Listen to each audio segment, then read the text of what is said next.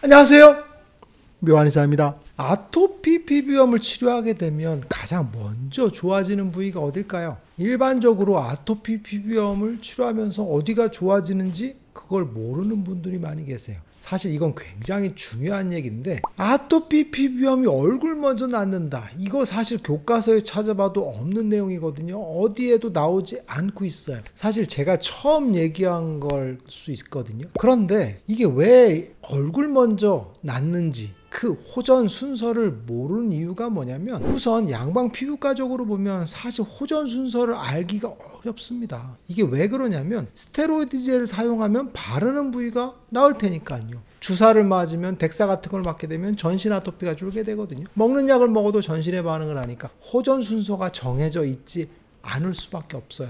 그냥 다 좋아지거든요. 그리고 한방적으로 치료할 때도 보통 일반적으로 명현 반응이 발생을 한다든지, 혹은 스테로이드를 쓰다가 중단했을 때 리바운드 현상이 발생을 하게 되면 증상이 사실 악화된다라고 보시면 되거든요. 뭐 치료에서 악화되든 스테로이드를 끊었을 때 악화되든, 악화된 반응이기 때문에 그 상태에서 빠르게 좋아지기가 어려울 수 있어요. 그래서 호전을 사실 빨리 시키기가 어려워서 얼굴 먼저 낫는지 뭐 다른 부위가 낫는지 사실 관찰하기가 어려울 수도 있거든요. 그래서 얼굴 먼저 낫는 이 호전 과정에 대해서 알기는 좀 어려워요. 그런데 얼굴이 먼저 낫는 건 굉장히 큰 의미가 있습니다. 아토피의 비밀을 담고 있다고 볼 수도 있어요.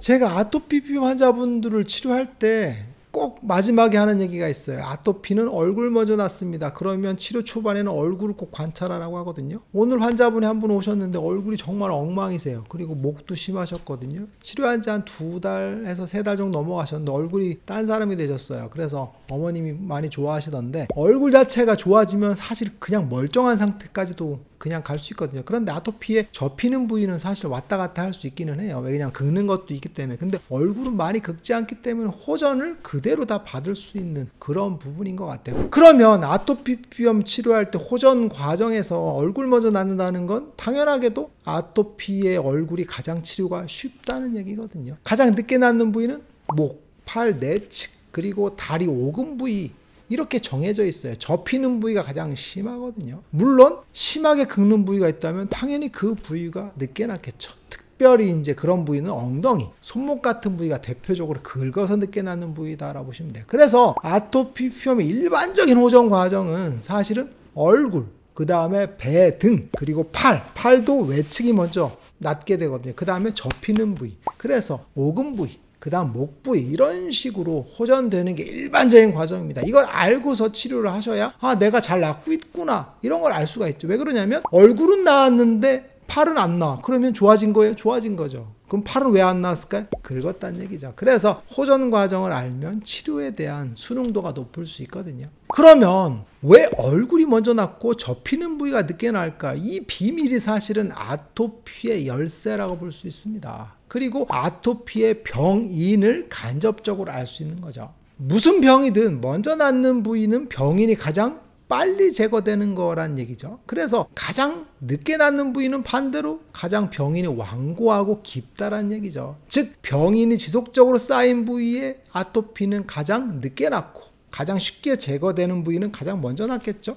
그래서 얼굴에 아토피가 먼저 낫는다는 얘기는 얼굴의 병인이 가장 쉽게 제거된다는 얘기고, 그리고 접히는 부위와 오금 부위가 늦게 낫는다는 얘기는 병인이 가장 늦게 제거된다는 얘기죠. 그러면 그 병인의 열쇠는 처음과 끝이 보인다는 얘기거든요. 그러면 병인의 제거되는 순서를 알아보기 전에 아토피의 연령별 발생 부위와 패턴을 먼저 살펴볼게요. 이것도 사실 굉장히 중요하거든요. 아이 형태와 성인 형태가 다른 거죠. 왜 그러냐면 병인의 침투 과정을 볼 수가 있죠. 제가 일전에도 얘기했지만 아토피 피부염 만들어진다 그랬죠. 그래서 영아 아토피 같은 경우에서 시작을 해서 음식 알레르기가 들어와서 성인 아토피로 된다 그랬죠. 그러니까 영아 아토피는 아토피의 초기 형태를 나타내는 거고, 성인 아토피는 아토피의 병인이 완숙한 형태라고 보시면 돼요. 그러니까 영아 아토피는 아토피 피부염의 병인이 가장 약한 형태게 됐죠. 그래서 영아 아토피는 주로 얼굴이나 가슴, 배, 등, 팔다리 이런 식으로 발생을 하게 되는데, 일정한 패턴을 그리진 않고 몸에 아무데나 발생한다 라고 보시면 돼요. 그러면 아무데나 발생하는 건 사실은 피부의 열의 패턴이거든요. 그래서 태열이라던가 이런 것들에 의해서 발생하는 건 열이 많아지기 때문에 그렇습니다. 그래서 아토피 피부염의 소아 같은 경우는 열 관리만 잘해도 굉장히 빨리 낫는 경우들이 많거든요.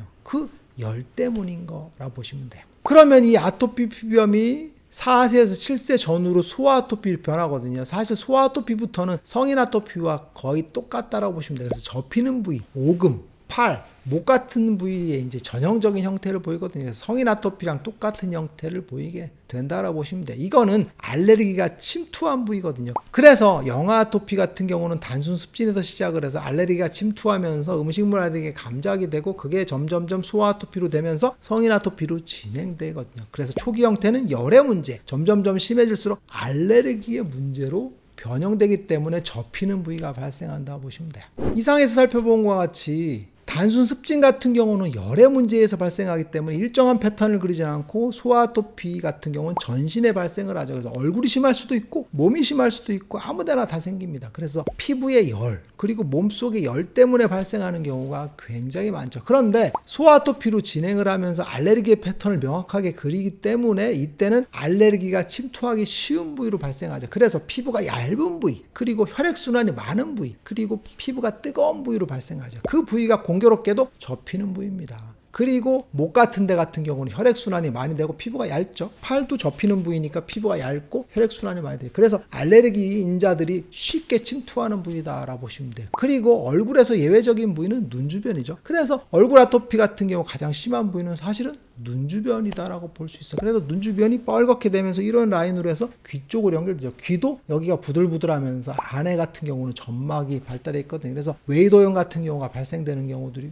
굉장히 많죠. 그래서 아토피 피부병의 주된 병인은 첫 번째는 만성 습진의 병인입니다. 그래서 열이라고 보시면 될 것 같아요. 그래서 열에 의해서 악화되는 패턴이 하나가 있고 그게 영아 아토피 그리고 소아 아토피로 진행될 때 기본적으로 깔고 있는 게 열의 문제입니다. 그래서 열대사 장애라고 보시면 될 것 같고 그게 만성화되면서 알레르기가 붙어버린다 그랬죠. 그러면 팔이 접히는 부위 그리고 점막이 발달한 부위에 아토피가 잘 생기죠. 그러니까 알레르기가 침투하기 쉬운 부위다라고 보시면 돼요. 그래서 눈 그리고 입 주변 그리고 목 같은데 팔, 내측, 오금 부위가 아토피가 심하게 되는 거죠. 얼굴이 가장 먼저 나는 이유는 간단하죠. 얼굴은 열의 패턴이죠. 그래서 지루성 피부염 같은 경우는 얼굴에 주로 발생하죠. 그래서 열대사 장애의 전형적인 형태라고 보시면 돼요. 그런데 아토피 피부염도 열에 의해서 발생을 하는 부분이 있기 때문에 얼굴에 아토피가 생겼을 때는 열에 의한 거죠. 그러니까 치료를 하게 되면 열이 가장 먼저 사라지게 되겠죠. 그래서 아토피 피부염에서 만성 습진에서는 열의 패턴이 가장 쉽게 제거되는 거기 때문에 아토피를 치료하면 얼굴이 먼저 좋아지고 가장 늦게 낫는 데는 목, 그 다음에 오금 부위 이런 접히는 부위가 늦게 낫는다라고 보시면 돼요. 그래서 아토피 피부염의 병인은 단순 습진 그리고 만성 습진의 양상을 띤 열의 문제 그래서 피부의 열과 몸속의 열 두 가지 열의 문제라고 그랬죠. 그리고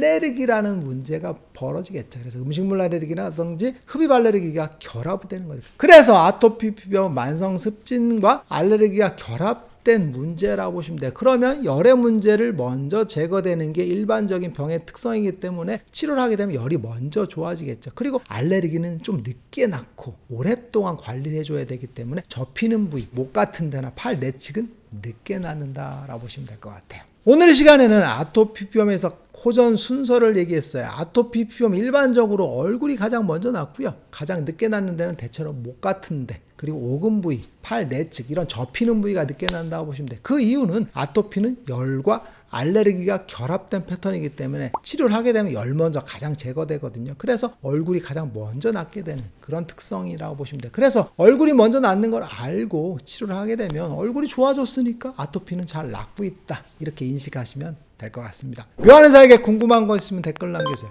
영상을 통해서 답변하겠습니다. 빠이.